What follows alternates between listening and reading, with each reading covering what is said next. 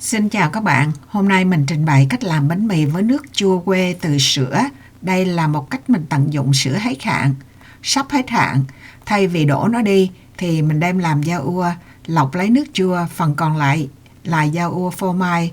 Nước chua này đem làm bánh mì, nó sẽ tạo ra bánh có một cái hương vị đặc biệt, ruột mềm và vỏ màu vàng nâu rất là đẹp. Bánh cách làm hôm nay thì mình không có nhồi, mình chỉ kéo bột và xếp lại. Bây giờ mình mời các bạn theo dõi cách làm bánh mì baguette với nước quê. Công thức của mình thì mình xài 1,5 muỗng cà phê Ati Dry Yeast là men nở đó, và 1 muỗng cà phê đường, 1 muỗng canh bột mì.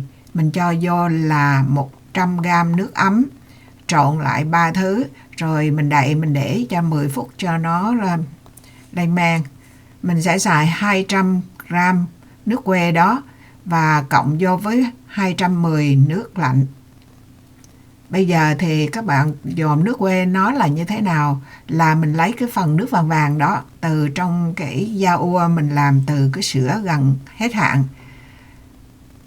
700g bột mì mình đã lấy ra 1 muỗng canh để mà mình làm với nước men nở đó rồi, thì còn lại mình sẽ cho muối vô, 1,5 muỗng cà phê muối, mình trộn đều, xong rồi mình đổ cái nước quê với lại nước đó vô bột, mình đổ vô cái khoảng hũng ở giữa đó, rồi mình cứ từ từ mình khuấy bột nó xuống. Xong rồi thì kế tiếp mình sẽ đổ cái nước men chua vô, men nở chứ không phải men chua.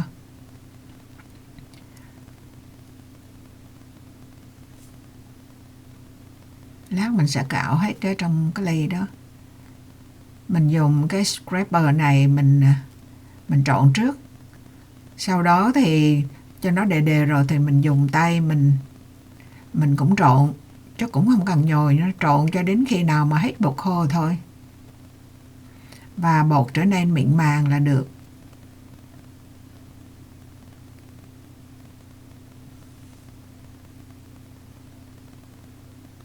Rồi sau khi mình rửa tay sạch sẽ lại thì mình cũng dùng cái scraper này để mình làm cho bột nó thành một viên tròn. Mình đậy nắp lại, mình cho nó nghỉ 30 phút. Rồi mình bắt đầu mình kéo và xếp. Mình nhúng cái tay vô nước để cho nó khỏi dính bột á. Rồi mình cứ làm như vậy, kéo xếp lên thì khoảng 10 lần như vậy, cứ xoay quanh đó. Mình sẽ làm kéo và xếp này là 3 lần, mỗi lần cách nhau là 30 phút.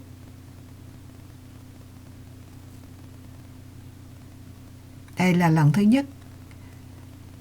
Sắp xong rồi thì kế tiếp ra tới mình nghỉ 30 phút rồi mình làm lần thứ nhì.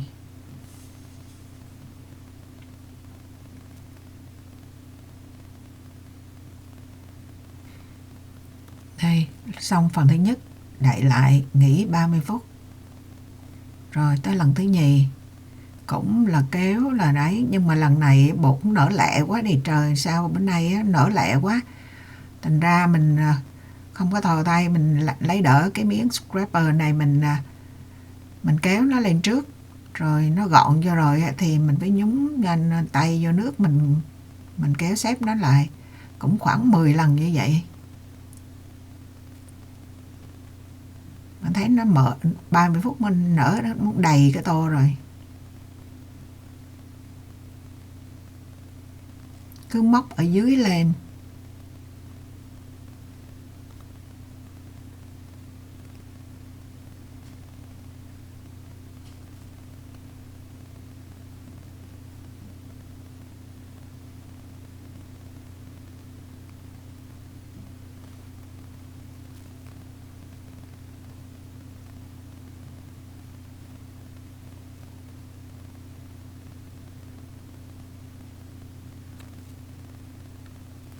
Rồi tới lần thứ 3.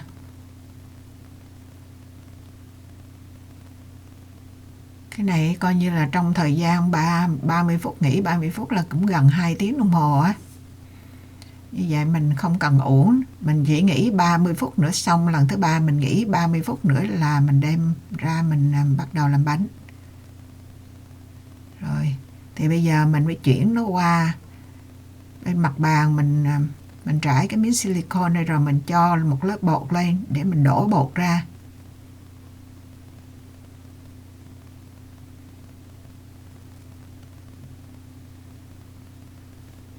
Bột này rất là, mình làm tỷ lệ nước như vậy á, công thức mình sẽ để ở phần mô tả. Làm nước này thì 72-73% nước á, tức là cũng thuộc loại là nhão á, rất khó làm.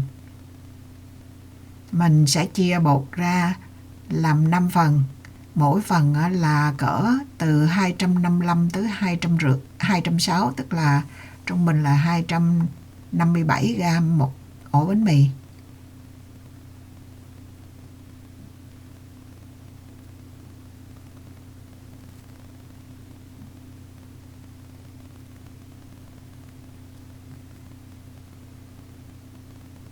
Mình sẽ cân lại rồi mình làm cho nó bằng nhau á.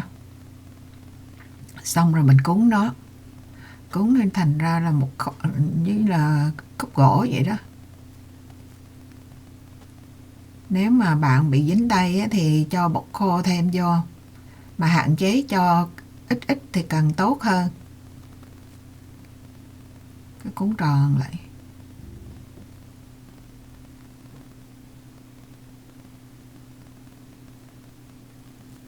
Cuốn hết 5 cuộn lại rồi mình đậy lại cho nghỉ 30 phút nữa.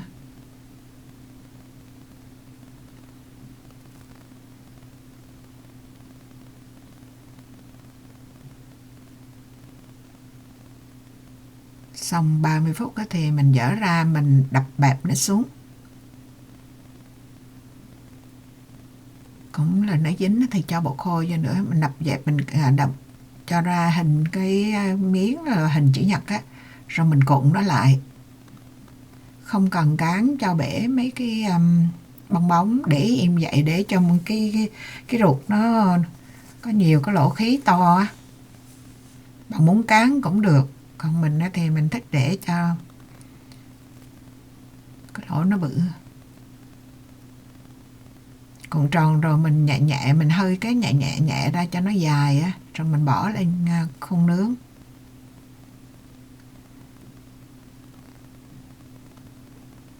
Dập sơ sơ cho những cái chỗ mà cái bong bóng nó nằm ở phía ngoài á. Nếu mà mình không đập mấy cái bong bóng đó thì mình nướng nó sẽ bị, nó mỏng á, nó dễ bị cháy cái chỗ bong bóng đó. Mình tráng ra cho đều đều cái hình chữ nhật đó, chứ mình không đều khi mình cuộn lại thì cái ổ bánh mì nó không có đẹp á, chỗ to chỗ nhỏ.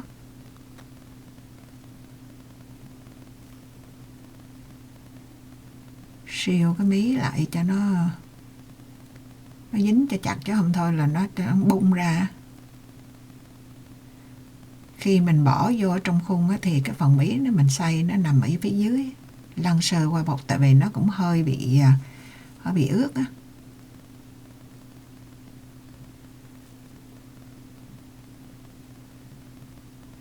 Rồi cái cuối cùng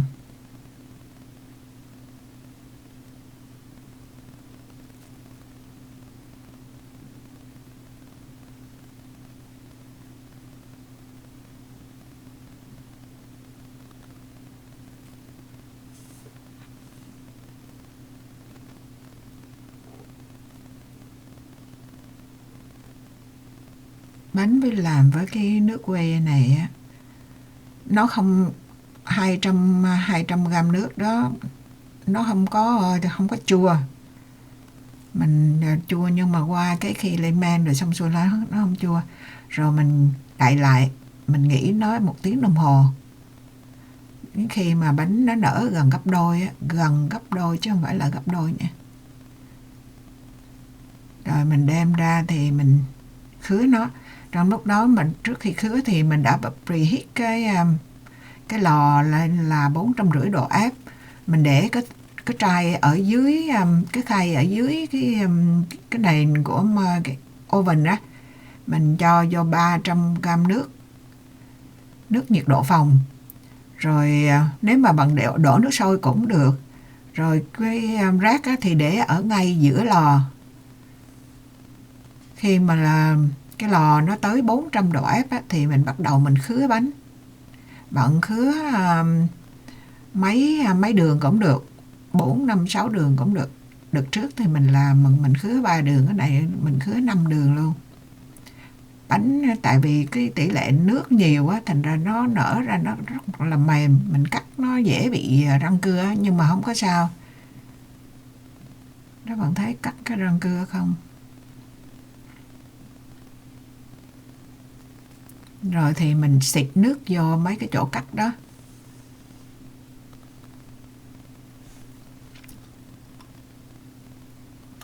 Bạn thấy nó xù xì vậy chứ cũng không sao. Xong rồi thì mình sẽ đem vô mình nướng. Bỏ vô lò là mình mà nướng 7 phút đầu tiên. Mình nướng, bỏ vô lò là mình xịt nước hả? Mình xịt ở ngoài khi mình cắt, rồi bỏ vô lò mình xịt. Rồi mình nướng sau 7 phút rồi mình xịt lần nữa, xịt nước á. Rồi sau khi xịt nước mình sẽ nướng tiếp 16 phút nữa. Bạn có thể nướng nhiều hơn hay ít hơn tùy theo cái nhiệt độ của cái lò. Nhờ cái nước que này mà cái bánh mì mình á, cái màu nó đẹp á. Nó màu nâu đỏ đỏ đậm đậm á. Đó. Bánh rất là xốp luôn, nó mềm. Tại vì từ cái nước que nó cũng từ sữa ra đó, sữa là làm bánh nó mềm. Ở dưới á, thì nhờ nướng cái khuôn này á, nó giòn lắm. Bánh rất là mềm luôn.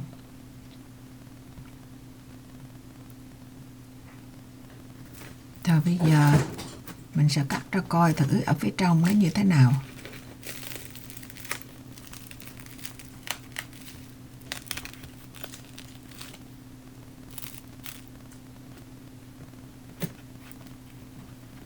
Làm kiểu baguette nhưng mà nó không cứng ngắc như cái kiểu baguette mà không làm với nước lạnh. Cái này với cái que này mình Google thử, từ điển thử là que là cái gì thì họ dịch ra là ván sữa. Mình cũng không biết ván sữa là gì nữa.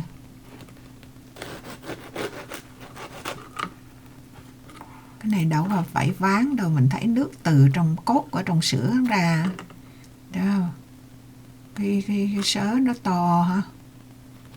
Rất là xốp, rất là mềm.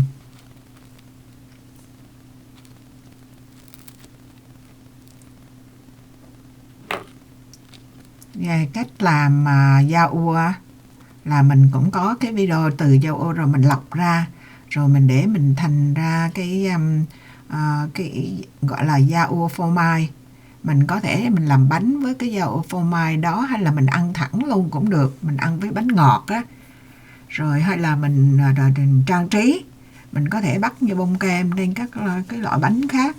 Bạn có thể bỏ thêm đường, hay là mình thì ăn lạc như vậy. Tại đó nó cũng rất béo mà rất ngon. Video của chia sẻ cái cách làm bánh mì baguette với cái nước que từ sữa tới đây là xong.